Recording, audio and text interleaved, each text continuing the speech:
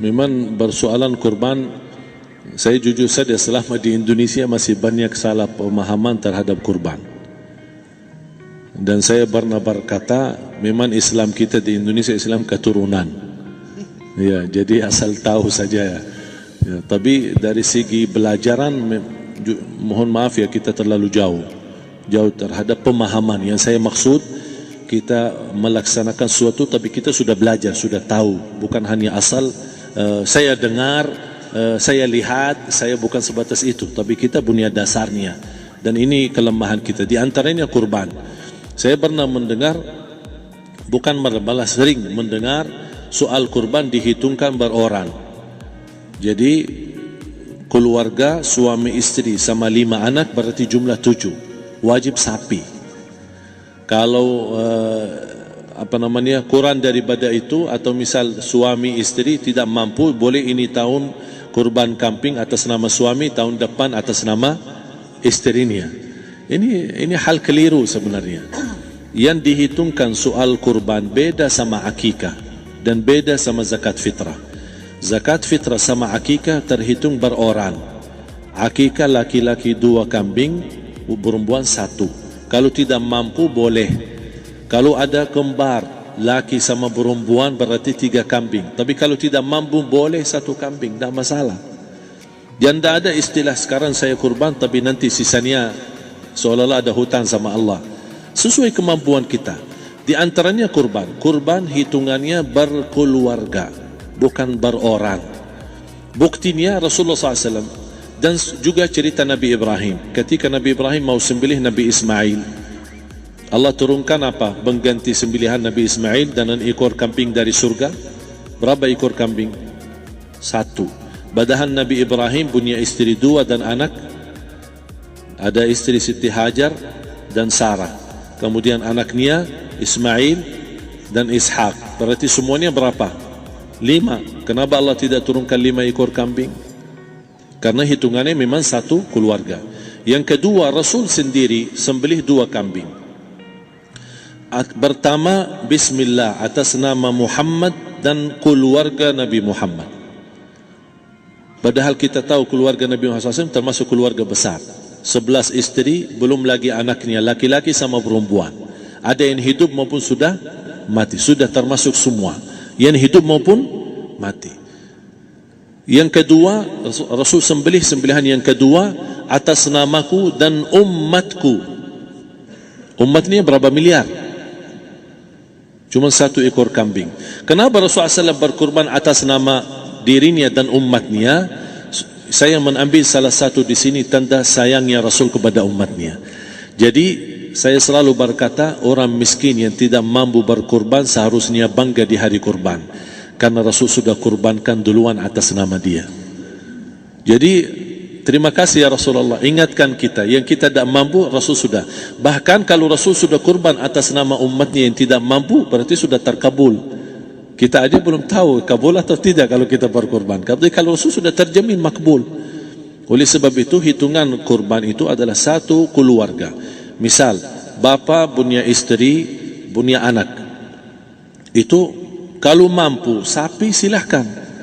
Mampu 1000 sapi silahkan. Kalau soal kemampuan tidak ada masalah. Tapi kalau soal kewajiban, tidak ada wajib lebih daripada 1 ekor kambing. 1 ekor kambing. Misal, kalau bapa punya istri 4. Misal. Cuman ini misal. Ya.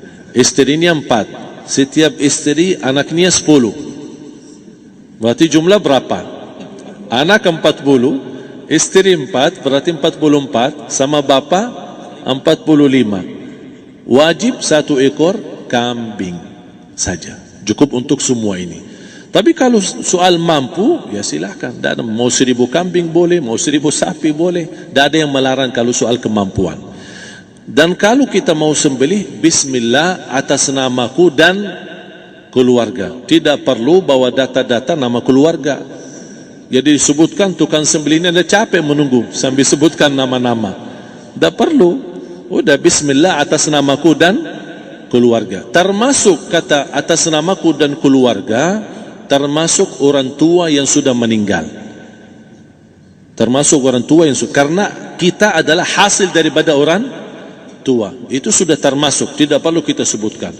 Ada sebagian ulama membolehkan kalau kita mampu, mau khusus kambing atas nama orang tua, tidak masalah. Kalau kita mampu. Tapi kalau kita tidak mampu, itu sudah termasuk orang tua kita bersama keluarga besar kita. Ini salah satu kenikmatan, dan ini termasuk juga sedekah yang berguna bagi orang yang sudah meninggal di keluarga kita. Wallahu ta'ala. Dan juga masalah panitia, bisa kita mewakili. Kalau kita tidak mengerti sembelihannya dan tidak mengerti cara bagiannya. Tapi ada satu sunnah yang termasuk kehilangan sunnah ini, adalah banyak yang tidak mau makan dari hasil kurban. Padahal itu sunnah Rasul. Dari akikah boleh makan, dari kurban pun boleh makan. Bahkan sunnah SAW dibagi 3. Sepertiga pertama dihadiahkan. Maksudnya kata dihadiahkan kepada orang kaya. Misal tetangga saya tapi orang kaya, dia bukan miskin, tapi boleh saling hadiah. Karena inti daripada hadiah silaturrahim. Ada keluarga kita termasuk mampu, tapi saya kasih, ini alhamdulillah saya sembelih sapi. Barangkali dia tidak mampu, cuma sembelih kambing. Udah, kita dapat daging kambing, dia dapat daging sapi. Tapi dengan niat hadiah, bukan sedekah, karena dia bukan orang miskin yang menerima sedekah. Yang sepertiga yang kedua adalah sedekah. Sedekah itu termasuk orang miskin. Yang ketiga, kita makan sendiri. Bahkan Rasulullah SAW selepas Idul Adha, beda sama Idul Fitri. Sebelum Idul Fitri dia makan kurma, meyakinkan batalan puasa. Tapi kalau Idul Adha tidak makan dan minum sebelum salat, kenapa? Bukan berarti tidak boleh.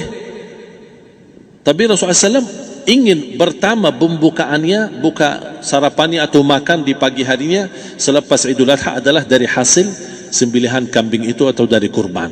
Jadi kita sebagian sedikit. Tapi kalau kita merasa alhamdulillah rezeki saya banyak di rumah, alhamdulillah banyak ada makanan, mau sedekahin semuanya, semua mau sedekahin, tidak masalah. Tapi yang saya maksud, kenapa tidak kita sekali-kali hidupkan sunnah Rasul? Jadi sebagian, walaupun ada sebagian sedikit lah, buat istilahnya sama sedikit porsi nasi atau apa, karena kita berhak sebagai kita kurbankan lillahi ta'ala, kita berhak menikmati kurban ini yang lillahi ta'ala supaya kita mendapatkan keberkahannya, bukan hanya orang lain. Terus yang kedua ada masalah pembayaran. Kalau kita wakili panitia, boleh kita pesan sama panitia, tolong sedikit dari kurban saya minta buat saya makan. Itu tidak masalah, kita boleh minta. Dan boleh kita wakili, tapi kita tolong ingatkan, tidak boleh pembayaran hasil sembelihan itu dari kulitnya. Ini menjadi salah satu persoalan di Indonesia. Banyak tukang sembelih datang, ketika kita tawarkan untuk sembelih ini, berapa Pak? Oh, tidak apa-apa, kasih aja kulitnya sama kepalanya. Jangan Anda setuju, jangan Anda terima. Oh maaf, saya tidak bisa. Bapak berapa ongkos sembelihannya? Kita harus sepakat dulu. Tidak, saya ikhlas, tidak apa-apa, seikhlasnya. Tapi yang penting kepalanya sama kulitnya. Itu aja yang saya minta, yang lain tidak apa-apa. Tidak boleh. Tidak boleh. Kenapa? Karena ini kurban. Kata kurban berarti lillahi ta'ala, bukan untuk jual beli. Kalau kita sudah bayar dari bagian kurban, berarti bukan lillahi ta'ala. Harus kita jaga amalan itu. Tapi bagaimana cara jalan keluarnya? Kita harus sepakat, ijab kabul. Sepakat dulu, Pak, saya udah begini, saya kasih untuk sembelihan 50.000. Bapak setuju? Ya udah setuju. Selesai kan? Sudah sembelih, sudah potong, sudah semua. Lepas ini semua kita kasih ongkos 50.000 ongkos sembelihannya. Habis itu, Pak, kulitnya sama kepala hadiah buat Bapak. Itu tidak apa-apa, tidak masalah. Tapi bukan untuk bayar sembelihan. Faham maksud saya? Harus dibedakan supaya jangan sampai amalan kita kurban habis biaya, habis ini malah tidak diterima karena sudah kita bayar sebagian daripada kurban. Saya silahkan bayar apa yang kita sepakati, mau hadiahkan kepada dia karena kita tidak bisa guna. Buat apa yang kita mau gunain kulitnya? Tidak bisa. Tapi mereka, buat mereka lebih berguna, oleh karena itu kita bisa hadiahkan untuk mereka. Bahkan kita bisa juga kasih daging untuk mereka bisa menikmati sebagai sedekah. Wallahu ta'ala.